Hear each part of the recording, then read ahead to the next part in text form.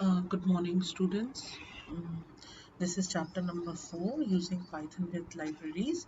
So let's begin with the chapter introduction. So सबसे पहले हम introduction पढ़ेंगे कि लाइब्रेरीज क्या है, लाइब्रेरीज के अंदर मॉड्यूल्स होते हैं वो क्या है और इनको यूज़ करने की क्या ज़रूरत है. ओके. अभी तक आप लोगों ने लास्ट चैप्टर में पढ़ा है फंक्शंस के बारे में कि फंक्शंस क्या करते हैं. बहुत ज़्यादा लार्ज प्रोग्राम्स होते हैं, बहुत कॉम्प्लेक्स हो जाते हैं, तो आप उनको सब डिवाइड कर देते हो फंक्शंस में और every function is performing a specific task. इस तरीके से अगर हमारे पास बहुत ज़्यादा फंक्शंस हो जाते हैं, अब उनको कैसे मैनेज करना है, तो उनको फंक्शंस को मैनेज करने के लिए हम उन फंक्शंस को मॉड्यूल्स में सेव करते हैं. सो as our program become larger and more complex, the need to organize our code become greater. We have already learned function तो हमने पढ़ लिया है जिसमें we divide the programs into functions, okay, and then that perform a specific task. as we write more and more function, हम और भी और functions लिखते हैं, तो इससे क्या होता है, उनको ऑर्गेनाइज करना मुश्किल हो जाता है. तो हम क्या करेंगे, we will store same type of function in a particular modules. अब ये modules क्या होते हैं, modules are simply a file. they जैसे आपकी पाइथन फाइल होती है .py नाम से, ऐसे ही मॉड्यूल भी एक फाइल ही होती है that contain Python code. Okay, ये पाइथन कोड होता है इसके अंदर, and then we break a program into the module, और हम मॉड्यूल के अंदर उन प्रोग्राम्स को ब्रेक करते हैं. Module contains a number of functions and that function perform a specific task. Okay, so each module should contain function that perform a specific task. Okay, so commonly used module that contains source code for the generic need are called library. Library में क्या होगा कि number of modules होंगे जो कि perform करेंगे एक specific type का टास्क. जैसे फॉर एग्जांपल मैं आप लोगों को एग्जांपल दे देती हूँ कि एक बुक है, इंग्लिश की बुक है, उसके अंदर क्या होते हैं, चैप्टर्स होते हैं, चैप्टर के अंदर कंटेंट होता है. तो ऐसे ही एक लाइब्रेरी आपकी एक बुक की तरह हो गई जिसमें पर्टिकुलरली क्या है, एक ही तरीके के टास्क परफॉर्म करने वाले मॉड्यूल्स हैं.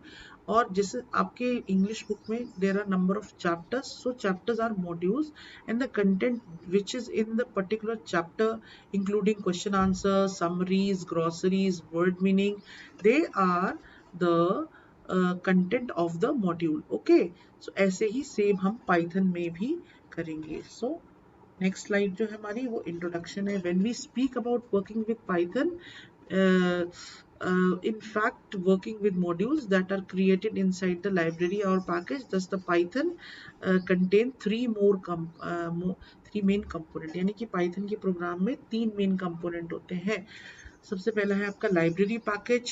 जैसे मैंने आपको एग्जांपल बताया कि एक बुक है, उस बुक का जो नाम है, ठीक है, जैसे आपकी पाइथन की बुक है, पाइथन की बुक का नाम है computer science with Python for class 12. तो ये आपकी एक लाइब्रेरी हो गई. उसके अंदर मॉड्यूल्स हो गए. मॉड्यूल्स मतलब आपने यूनिट वाइज चैप्टर्स को डिवाइड कर रखा है. फर्स्ट यूनिट जो है वो पाइथन की है, सेकंड यूनिट नेटवर्किंग है, third unit is SQL, fourth unit is cyber ethics. तो इस तरीके से आपने यूनिट्स में डिवाइड करते थे. यूनिट्स मीन्स ये आपका मॉड्यूल है.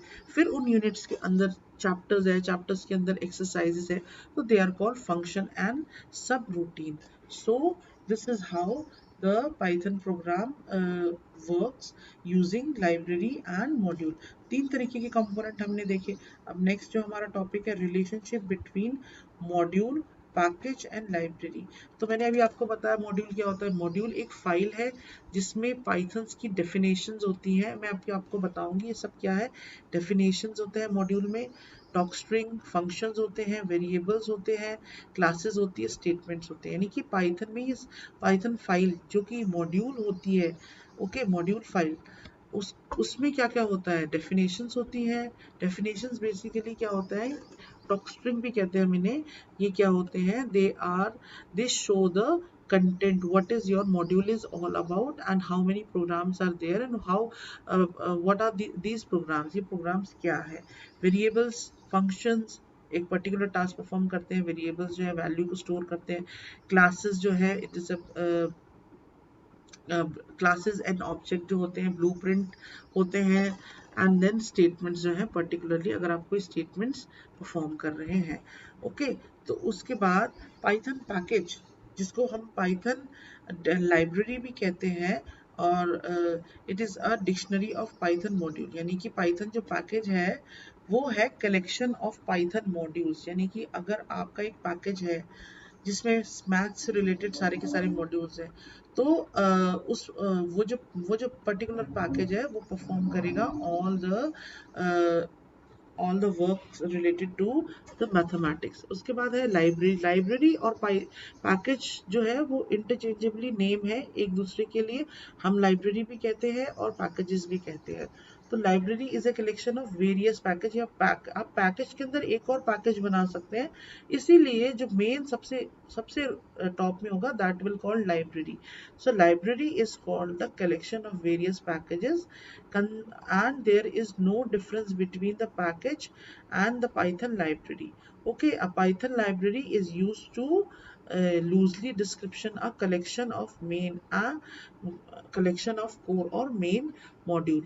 So this was the relationship between module, package and library. Library जो है वो आपके टॉप में है। लाइब्रेरी के अंदर नंबर ऑफ पैकेजेस भी हो सकते हैं। जैसे आपका एक सब्जेक्ट है, उसकी 3 बुक्स है, तो इट मीन्स आपका सब्जेक्ट जो है, जैसे फिजिक्स है, दैट इज योर लाइब्रेरी, उसकी 2 बुक्स हो गई, that is the package, and books के अंदर जो चैप्टर्स है unit wise, that will be your modules. Okay, and then content is your function and variables and statements.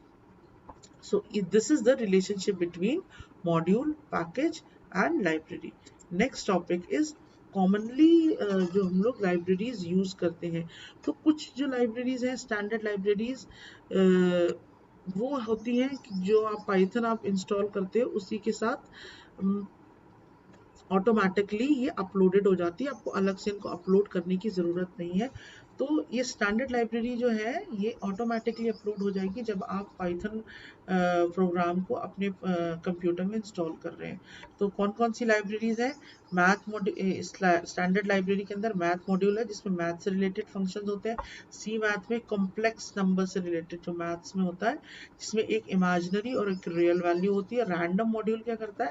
Random numbers को generate करता है। जैसे आप डाइस से रैंडमली कोई भी नंबर आ सकता है जब आप लूडो खेलते हैं, तो ऐसे ही इसी तरीके से आपको एक प्रोग्राम में कोई भी रैंडमली कोई नंबर चाहिए होता है, आपको रेंज बतानी पड़ेगी कि इतने से इतने के बीच में रैंडम फंक्शन परफॉर्म हो जाए। फिर स्टैटिस्टिकल मॉड्यूल जो है statistic operations, mean median mode से रिलेटेड ऑपरेशन परफॉर्म करेगा। URLLIB जो है वो आपको इस तरीके से फंक्शंस देगा ताकि आप अपने प्रोग्राम में वेबसाइट्स को एक्सेस कर सके।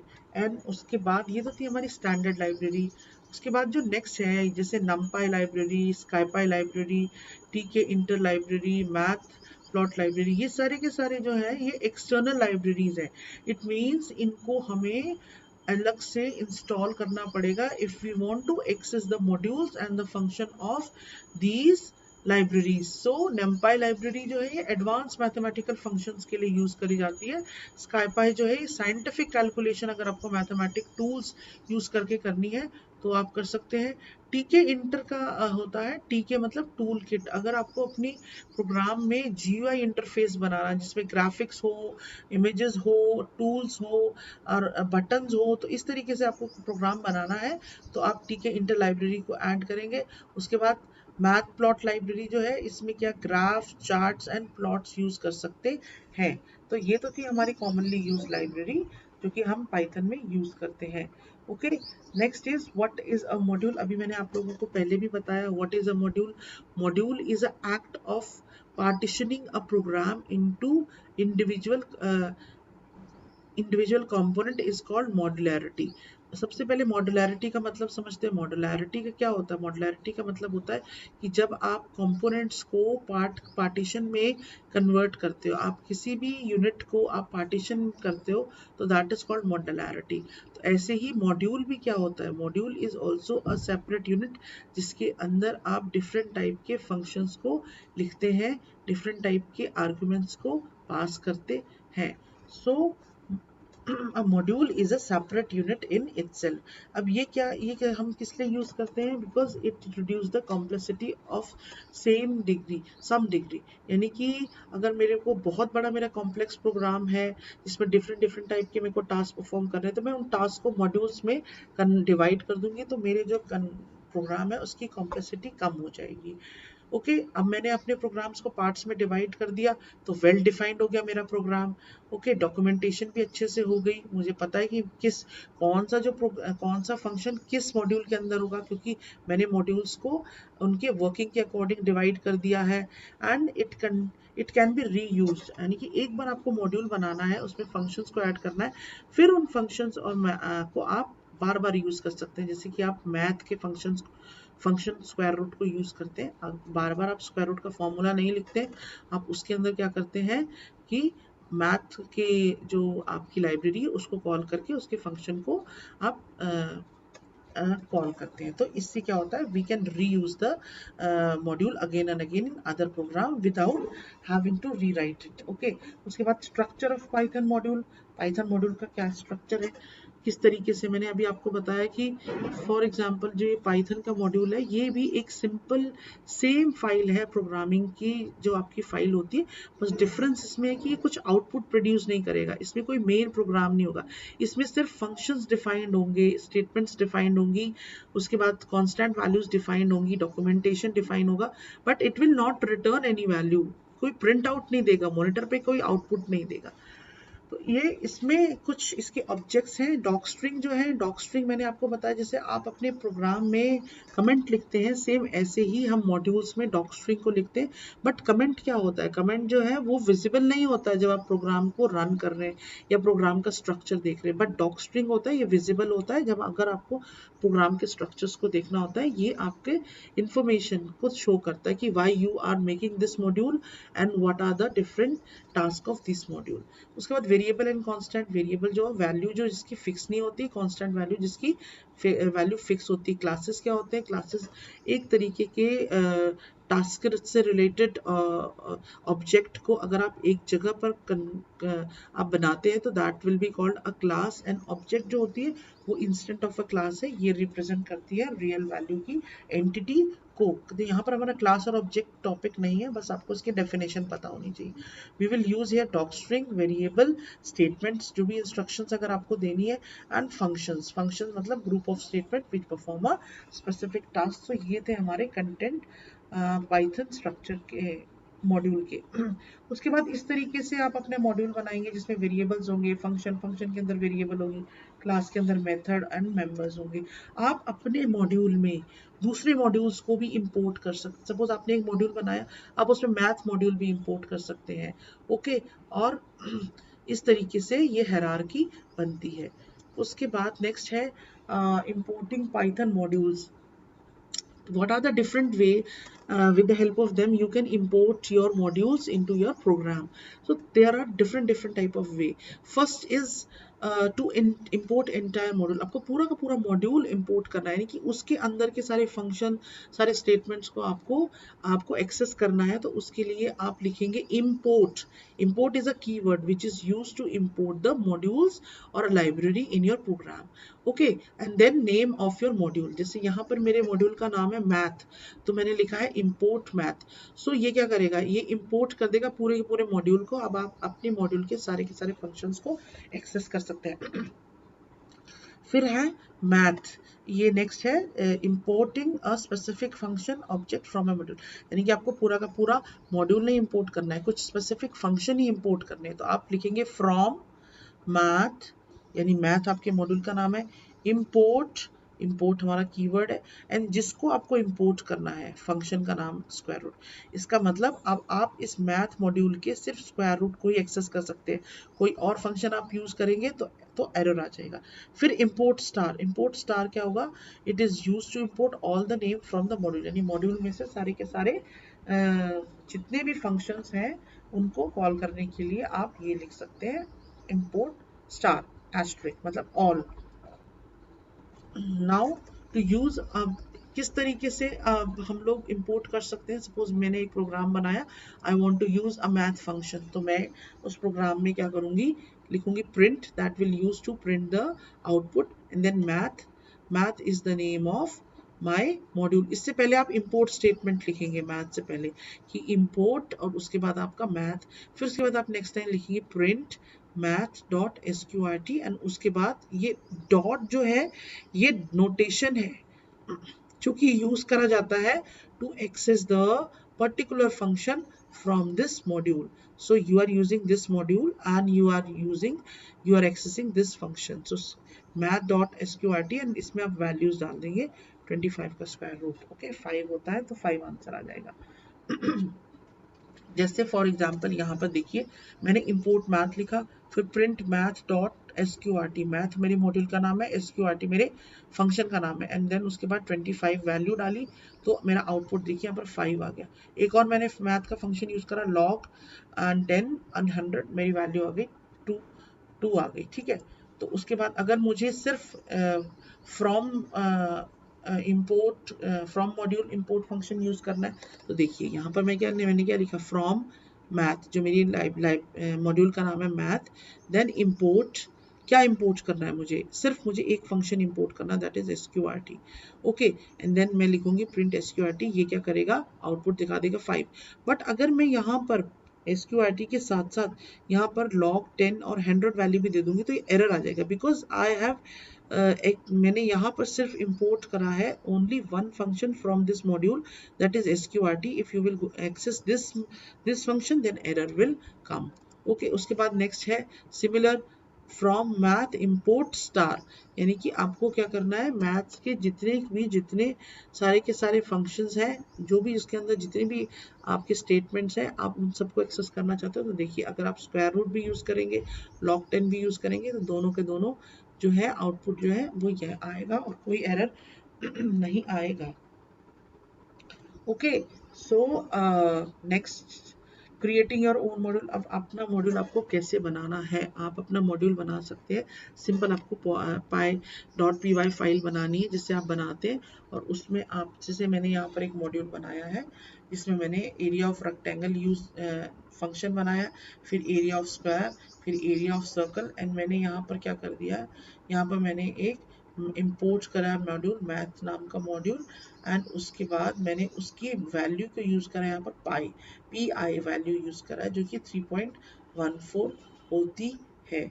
ओके, ठीक है, और मैंने यहाँ पर एक वैल्यू दी है fixed value my num is equal to 100. Okay, तो इस तरीके से अगर मैं अपना मॉड्यूल बनाती हूँ जिसका नाम है एरिया. ओके, अब मैंने ये मॉड्यूल बना लिया, मैंने इसको सेव कर दिया area.py नाम से, area.py नाम से मैंने इसे सेव करा. अब मुझे इसे एक्सेस करना तो कैसे करेंगे वो मैं भी यहाँ बताती हूँ. आपको एरिया को एक्सेस करना तो आप अपने कंप्यूटर में सबसे पहले ऊपर अपनी फाइल में लिखेंगे इंपोर्ट एरिया, फिर आप इंपोर्ट एरिया लिखने के बाद अब आपको इस फंक्शन को यूज करना है, रेक्टेंगल वाले फंक्शन को, तो आप लिखेंगे प्रिंट एरिया जो कि मेरे मॉड्यूल का नाम है डॉट एरिया अंडरस्कोर रेक्ट जो कि इस फंक्शन का नाम है, फिर इसका जो है लेंथ इनटू ब्रेड्थ आपको डालना है, तो 7,8 डाल दें. यहाँ पर लेंथ इनटू ब्रेड्थ 7,8 आ गया, 7 8 जा, फिर ये रिटर्न करेगा इन दोनों का मल्टीप्लिकेशन, तो आउटपुट आ जाएगा यहाँ पर आपका 56. इसी तरीके से एरिया डॉट माइनम, यानी कि ये माइनम की वैल्यू 100 थी, आपने इसको प्रिंट कराया, देखिए 100 आ गया. ठीक है, तो अगर आप यहाँ पर from area import area square, यानी कि अब आपने क्या यूज करा है, एरिया से सिर्फ आपने स्क्वायर का ही फंक्शन यूज करा है और आप 8 8 से 64 आ गया है. ठीक है, उसके बाद आप लिखते हैं एरिया अंडरस्कोर 8, दोबारा से उसको लिखते हैं तो ये दोबारा से लास्ट हो चुका है, तो ये इस तरीके से आपके पास मैसेज आएगा. ठीक है, तो इसमें देखिए एरिया अंडरस्कोर स्क्वायर 8 लिखा है तो 64 आ गया. अब यहाँ पर देखिए एरिया अंडरस्कोर सर्कल लिखा है, तो क्योंकि मैंने यहाँ पर सिर्फ स्क्वायर को ही कॉल करा है, okay, I can access only the square, not other functions like this and the constant value. So if I will call area underscore circle, यानी कि मैं इसको अगर कॉल करती हूँ तो मेरा यहाँ पर एरर आ जाएगा, वो कहेगा area circle is not defined. So आपने यहाँ पर लिमिटेड करा है तो ये लिमिटेड फंक्शन ही एक्सेस कर पाएंगे. फिर उसके बाद हेल्प, हेल्प भी एक फंक्शन है जो कि यूज़ करा जाता है। डिटेल इन्फॉर्मेशन आपको अगर मॉड्यूल की देखनी है कि जैसे आपका नेम क्या है मॉड्यूल का, उसमें कितने फंक्शंस हैं, उसमें कितने वेरिएबल्स हैं, इस तरीके से अगर आपको अपना देखना है मॉड्यूल को, तो आप लिखेंगे हेल्प और आपके मॉड्यूल का नाम। हेल्प लिखा आपने और एरिया लिखा, और उसके बाद ये ऑप्शन सारी की सारी आपको शो हो जाएंगी। जैसे नेम क्या है आपके मॉड्यूल का, एरिया, फंक्शंस है सर्कल, रेक्टेंगल, स्क्वायर, डेटा आपने एक फिक्स करा था नमपाई और उसका जो है पाथ दिखा देगा। तो ये हेल्प फंक्शन हमें इन डिटेल इंफॉर्मेशन दिखाता है किसी भी मॉड्यूल की। उसके बाद नेम स्पेस, नेम स्पेस क्या करता है, ये होल्ड करता है एक स्पेस को, ये एक स्पेस है जो होल्ड करता है बंचेस ऑफ नेम को। ठीक है, किसके नेम को, मॉड्यूल्स के नेम को, आपका मॉड्यूल का नेम आपके मॉड्यूल के फंक्शंस को होल्ड करके रखेगा। क्योंकि कई बार क्या होता है कि आप डिफरेंट डिफरेंट सेम फंक्शंस बनाते हैं अलग अलग मॉड्यूल्स में, तो आप कौन सा फंक्शन कॉल कर रहे हैं किस मॉड्यूल का, वो कंफ्यूजन हो जाता है। तो आप हमेशा क्या करेंगे, पहले मॉड्यूल का नाम लिखेंगे, फिर डॉट करके अपने फंक्शन को कॉल करेंगे। तो यहाँ पर एक एग्जांपल दे रखा है कि एक कि 10th 11th 12th में पूजा गुप्ता नाम की एक लड़की है, गर्ल है। अगर आप पर्टिकुलरली क्लास में जाकर के उसको कॉल करते हैं तो you will not get any confusion. But अगर आप इनको वहां पर बुलाते हैं जहां पर ये सारे के सारे एक साथ बैठे हुए हो, जैसे ही आप पूजा गुप्ता बोलेंगे तो कंफ्यूजन हो जाएगा कि आप पूजा गुप्ता कौन सी क्लास की बुला रहे हो, 10th 11th 12th की। बट अगर आप कंफ्यूजन को हटाना चाहते हैं तो आप नाम अगर उसकी क्लास के साथ उसको बुलाएंगे, so there will be no confusion. Same काम करता है हमारा नेम स्पेस भी।